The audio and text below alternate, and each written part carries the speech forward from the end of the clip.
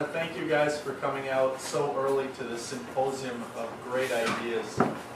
It's going to be my duty to put what we're going to be learning today in its proper political context. Obviously there's a lot going on. Some of it is catastrophic, but some of it is very hopeful. So I wanted to start today by just showing an excerpt of Obama's speech that he gave when he went to visit Hiroshima. He was actually the first president to visit Hiroshima, and he did not apologize. So just this short excerpt, I want you to just pay attention to how what Obama thinks about humanity throughout its history. 71 years ago, on the right, flag was flown. Death fell from the sky, and the world was changed. A flash of light, a wall of fire, a swirl of silk, demonstrated that mankind possessed the means to destroy itself. Why do we come to this place? To Hiroshima.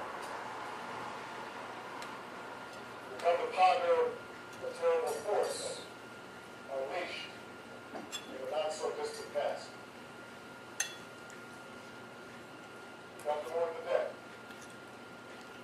including over 100,000 Japanese men, women, and children. Thousands of Koreans, a dozen Americans in prison. Their souls speak to them. They ask us to forgive them. Take stock of who we are and what we might become.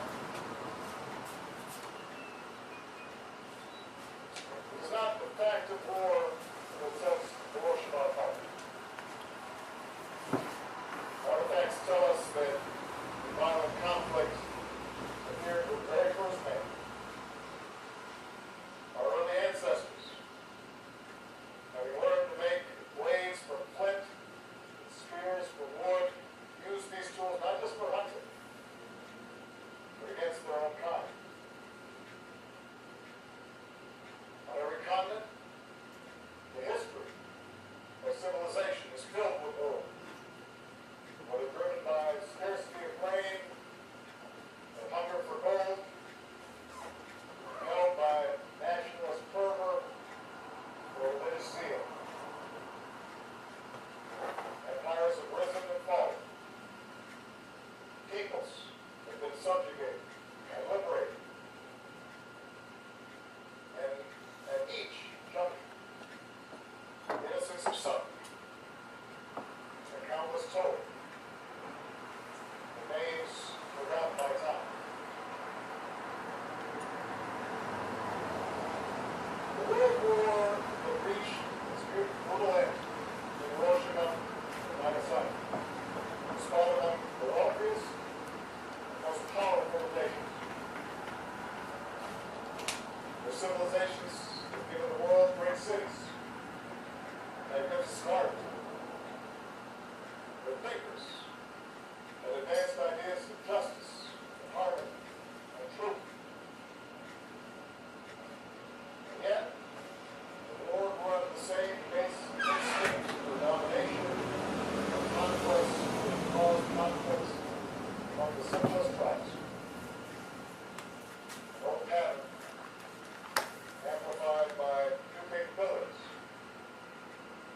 and without new constraints.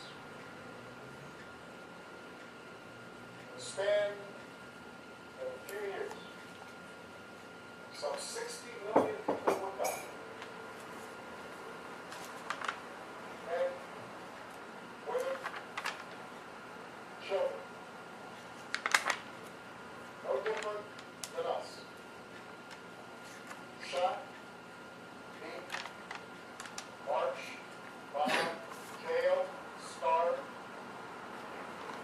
gassed to death,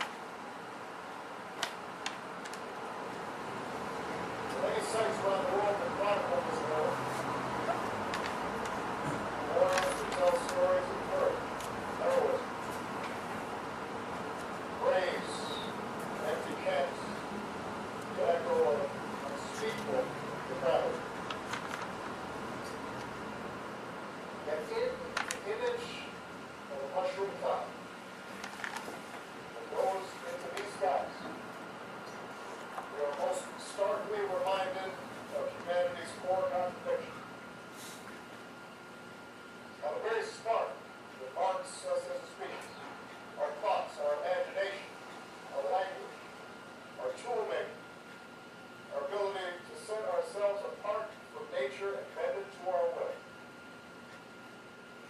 Those very things also give us the capacity for unmatched disruption.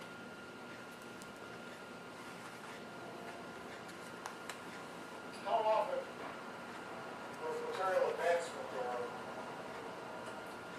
So I think that gives a clear idea of what Obama thinks of humanity.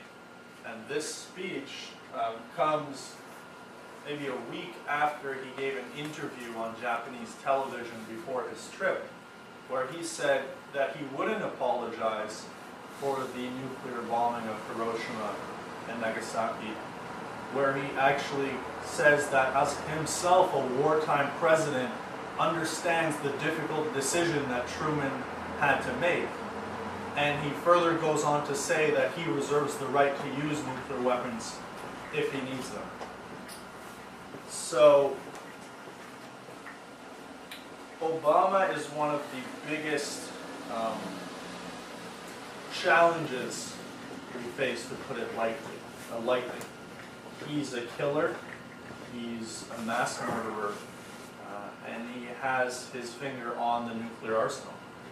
And I think it's important for us to look at and remind ourselves how Obama became that kind of person.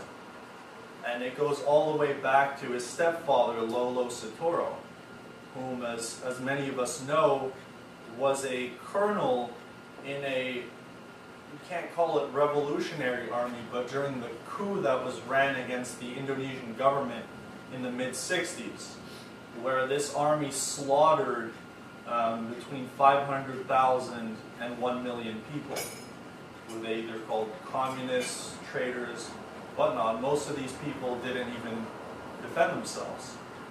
There was just a mass slaughter, and this was when Obama was, 6 or 7 years old. And in the book about Obama, Dreams from My Father, there's an interaction there between his stepfather and Obama himself. And this is from an article that we produced last year.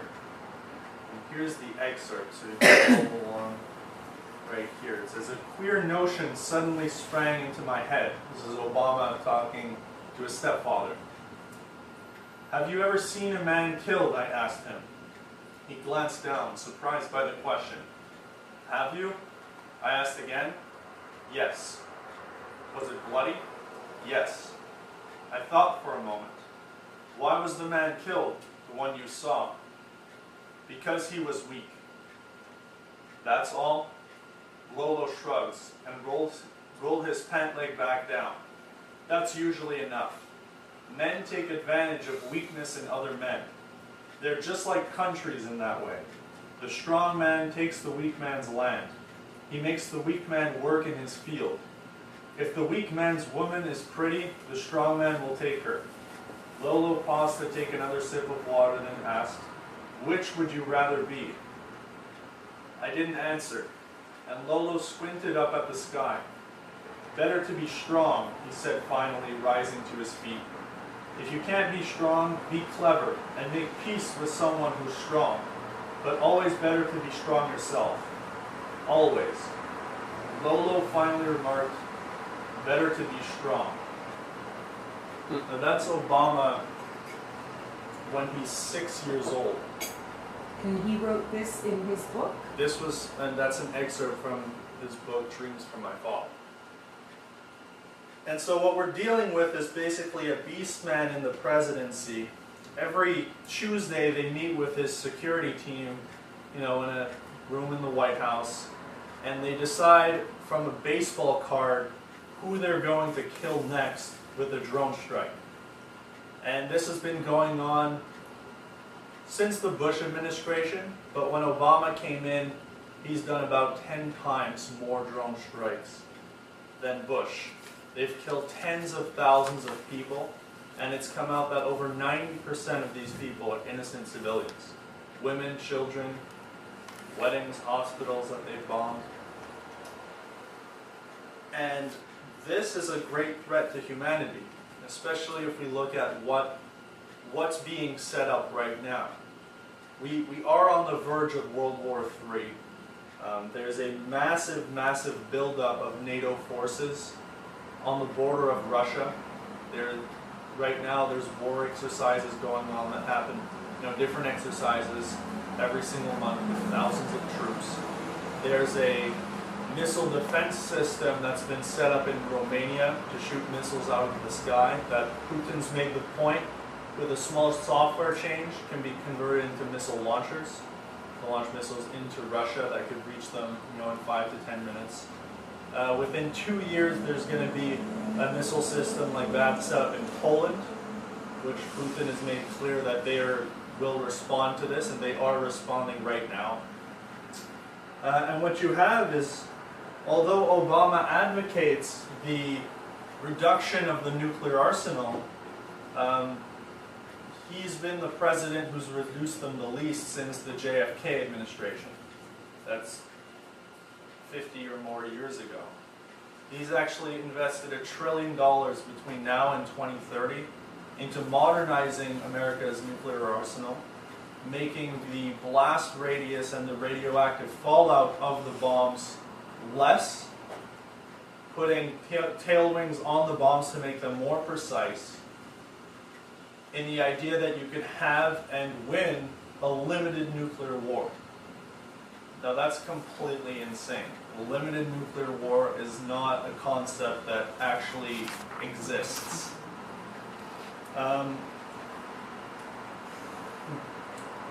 They say that this is all being done to protect the Balkans and Eastern Europe from so-called Russian aggression. And obviously we know this is not true. Russia is actually playing a positive role in changing the world for the better. But just think about it. If Russia was actually going to invade Europe, they've been saying this since 2014. Are they really going to wait for a massive buildup of NATO to defend? If Russia would have invaded, they would have done it already. So this is a complete fairy tale that they're telling. There's no way that's going to happen. This is a complete provocation. And at the same time, you have a military buildup in the South China Sea.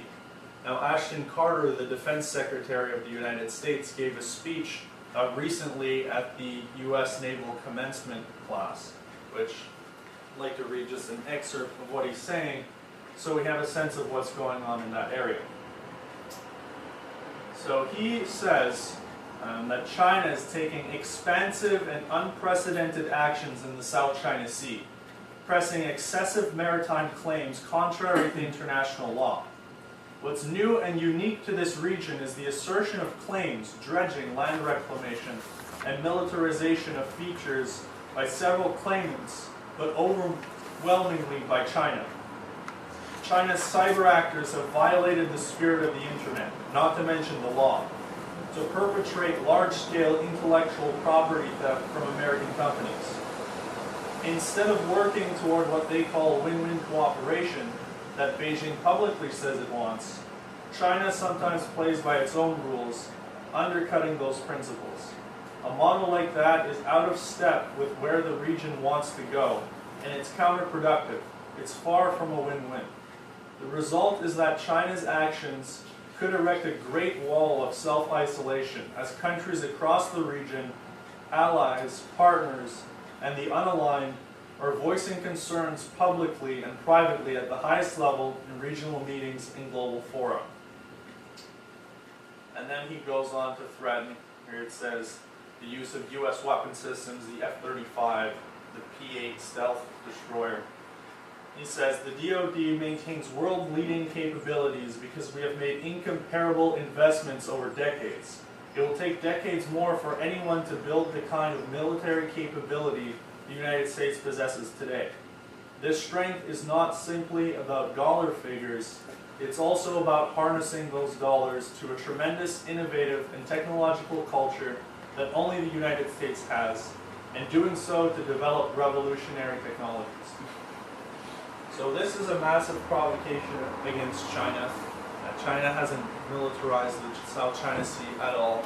And frankly, it seems like, Ashton Carter's on LSD or something, because he might as well be talking about what the United States is doing in the South China Sea. They're the ones that are militarizing it. They're the ones that are provoking China. And all of the so-called US allies are having high-level discussions with China about, what the United States is doing. So, again, what we're really dealing with is people like Obama, people like Carter are provoking Russia, China, to have a war that could very well lead to the extermination of mankind on behalf of a financial oligarchy that's centered mainly in London with their junior partners in Wall Street. This is an oligarchy that's so completely bankrupt, they're trying to keep their system together for, a few more hours, a few more days, a few more weeks at best, by printing money, having negative interest rates, imposing massive austerity and cuts to public spending, bail-ins, and they have this absolutely genius, stunningly creative, like I can't believe no one's thought of it before, idea of throwing money out of helicopters to stimulate the economy. Let's give them a round of applause. Such a genius. So that's not going to work. This system is coming down. And can this danger of war, can this danger of collapse, can it be avoided? Absolutely, yes. And I think it largely depends upon the actions of the people in this room today, the people listening, and our partners all across the world. But to understand how we can actually win, we do have to do a little digging into history, mainly looking at the solutions that have been put on the table by this organization and principally Lyndon LaRouche. So I think we have here on our website, if you go to the About section and click on New Economic Order, that's this page. And it goes through Lynn's track record, or what this organization has done over 40 years. And I can't go through all of it in this presentation, but I think we should start right at the start in 1975, where Lynn actually forecasts the complete and final bankruptcy of the IMF. That this system that we're living in has a built-in function of collapse that's unavoidable. And in so forecasting this, he says that we need a completely new economic system. And he lays out this policy here for the International Development Bank that would issue low-interest, long-term credit to all the underdeveloped nations of the planet. And actually there was a fight to get the United States to join this bank. And if you've looked into the Hamiltonian credit system or the American system, how this country over 100 years became such a powerhouse in manufacturing and productivity, it's that kind of model, those kinds of ideas that Lynn is talking about spreading all over the globe, so that you can actually help countries in Latin America, Africa, the Middle East, Asia develop. And so he predicts that the IMF would go bankrupt. And you might ask, why is he focusing so much on the underdeveloped countries of the planet, even back then? Why help Africa? Why not talk about the United States? Well, look at those areas today. In the Middle East and North Africa are so underdeveloped, people might say this is a refugee crisis, but no, we're dealing with a mass migration from the Middle East, from North Africa.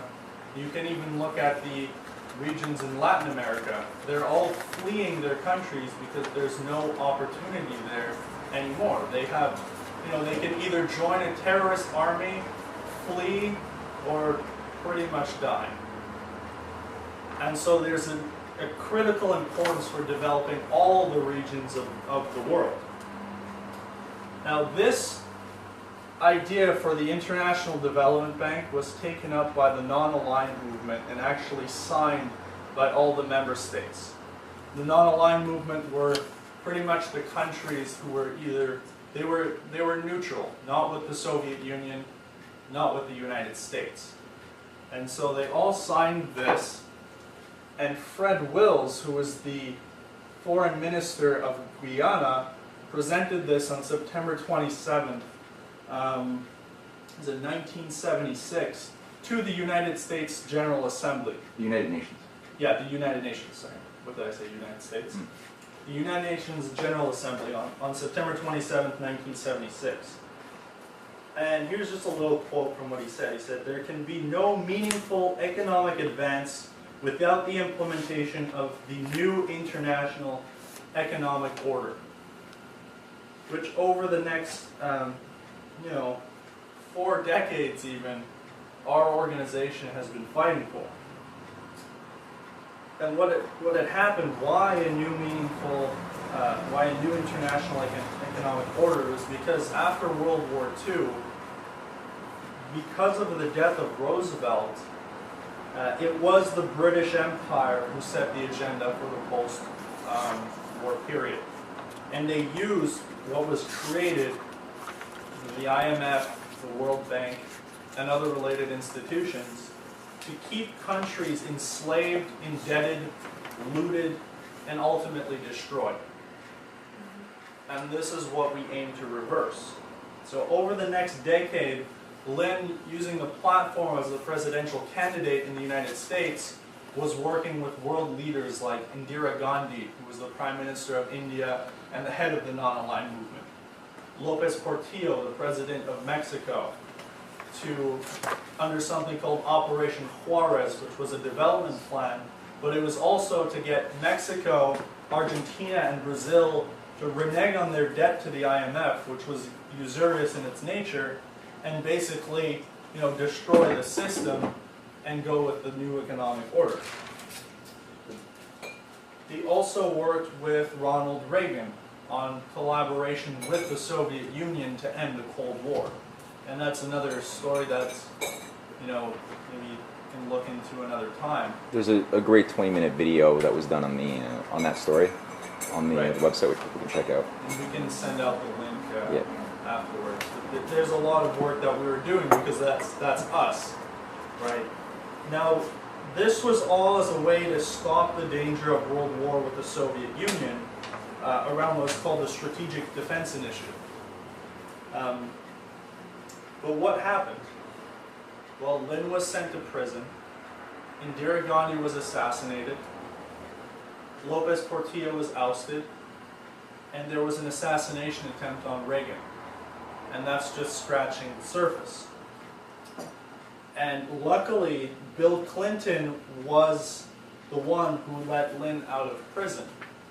And I think this is where the part of the story that we're living really starts, with the issuing of our report in 1997.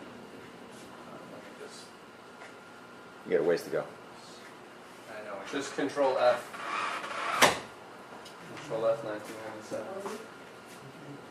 Well, we're almost there. Well, it's good, we can see all the different.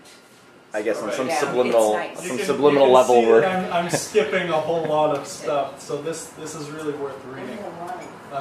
But here's the report. You guys might have seen it. It was created, or the development of it started after the fall of the Berlin Wall, around the idea of a productive triangle between Paris, Vienna, and Berlin, and the creation of a Eurasian land bridge to integrate the destroyed economies of Russia and the former Soviet Union, and create one Eurasian land bridge based on new principles of cooperation.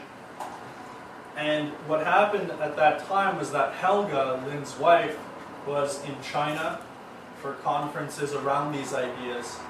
Lynn went to Russia to present these ideas. And they were working all over the world around this idea of creating this Eurasian land bridge, now what we call the world land bridge. It's not that the next decades were very, very bright. I mean, ultimately, Bill Clinton was severely weakened with these impeachment proceedings, and Glass-Steagall was removed, which essentially gave a lot of control over the economy to private Wall Street bankers. And then we had the Bush and Obama era, which basically brought in a police state and a policy of permanent warfare. We're not going to touch too much on that, but it's important to say that Lin actually warned about a terrorist attack at the beginning of 2001. He forecast this very publicly. And everything that's going on today, he basically lays it out in a 1999 documentary called Storm Over Asia, which even if you've seen it twice, it's still worth rewatching because it really does explain what's going on today. But that does bring us to today and how we can win. Lin has consistently mentioned the strategic importance of Vladimir Putin and how he's been able to outflank the British Empire at every step. And I think that there's three important events that have really been a big flanking move on the part of Putin and also his allies in China. The first one, scroll down. So again, I'm skipping through a whole lot, moving to 2013.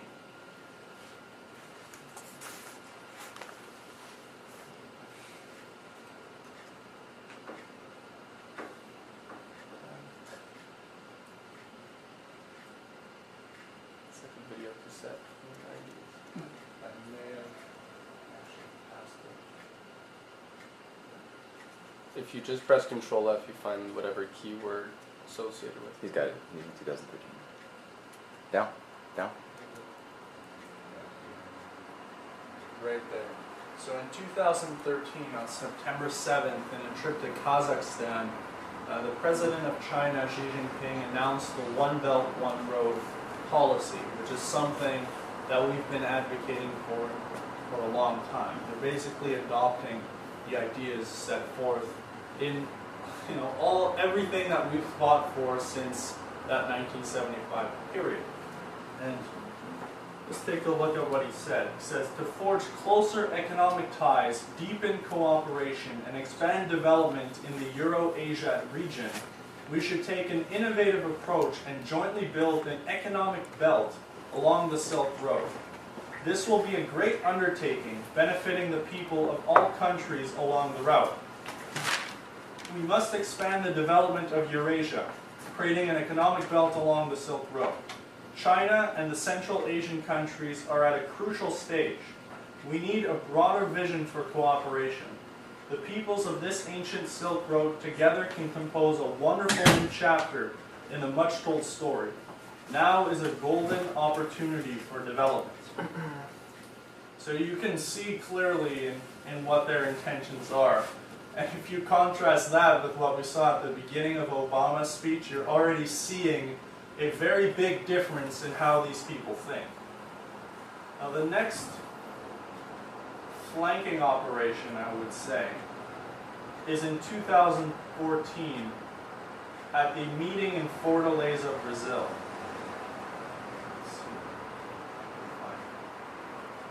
Where the BRICS nations, Brazil, Russia, India, China, and South Africa, actually launch a new banking system and create tens and dozens of economic agreements, and they're actually moving forward on implementing what Lin has been saying for the last 40 years.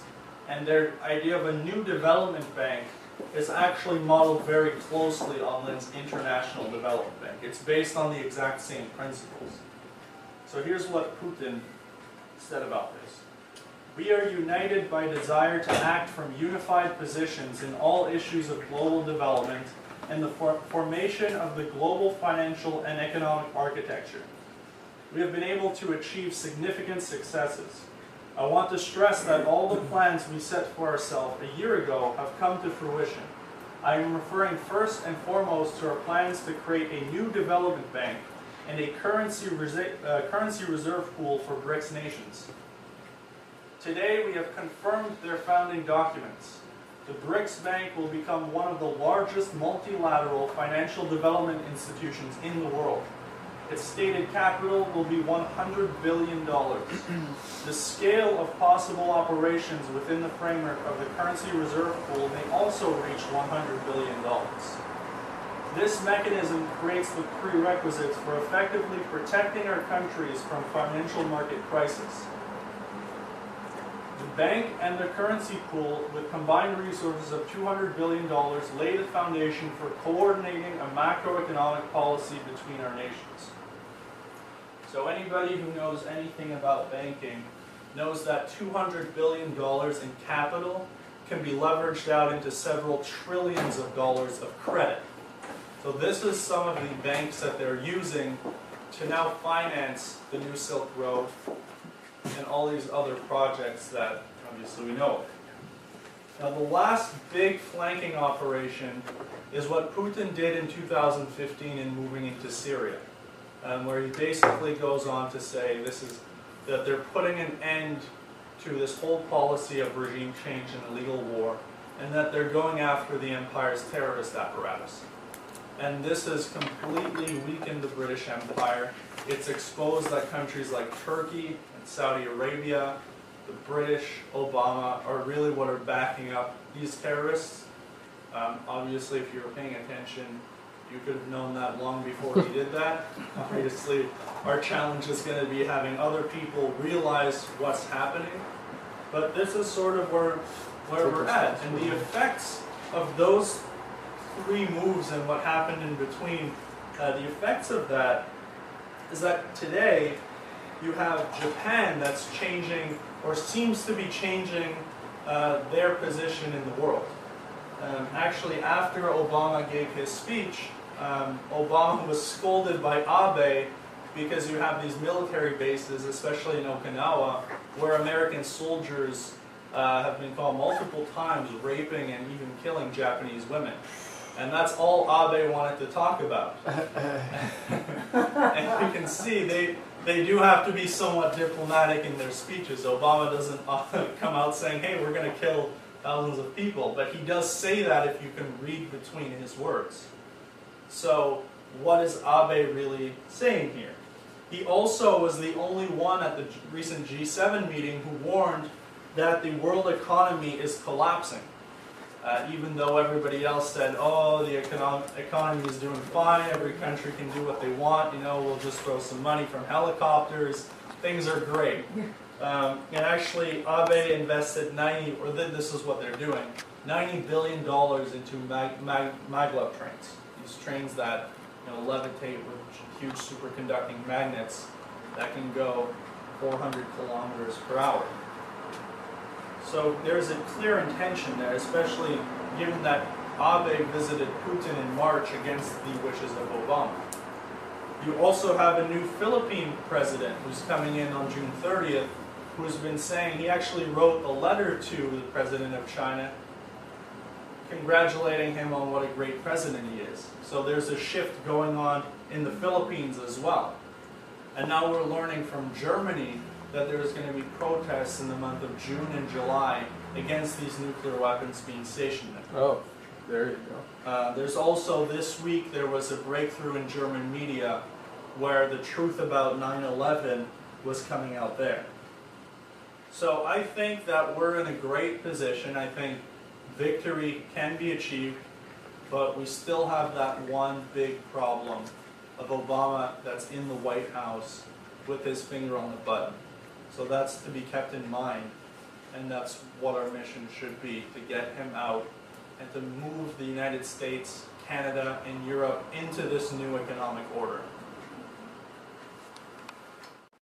Mankind possessed the means to destroy itself. Why do we come to this place? To Hiroshima. We come to ponder the terrible force unleashed in the not so distant past.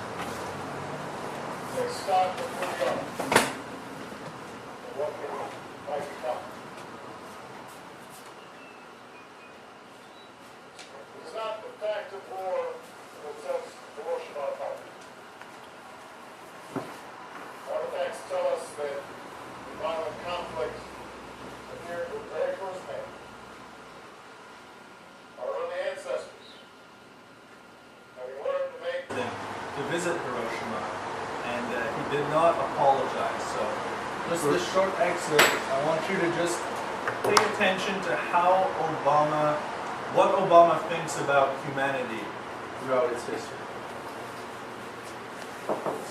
71 years Louder? ago, on the right, flag was struck. Death fell from the sky, and the world was changed.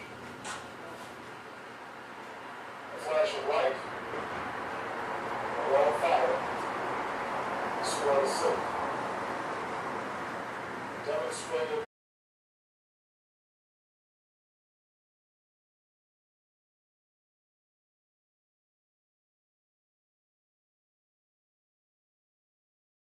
Thank you guys for coming out so early to this symposium of great ideas. It's going to be my duty to put what we're going to be learning today in its proper political context. Obviously there's a lot going on. Some of it is catastrophic, but some of it is very hopeful.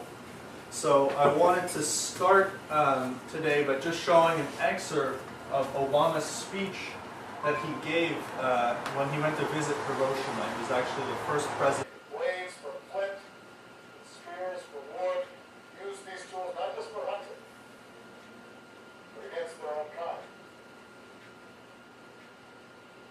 On every continent, the history of civilization is filled with war. Whether driven by scarcity of grain, and hunger for gold, held by nationalist fervor or religious zeal. Empires have risen and fallen. Peoples have been subjugated.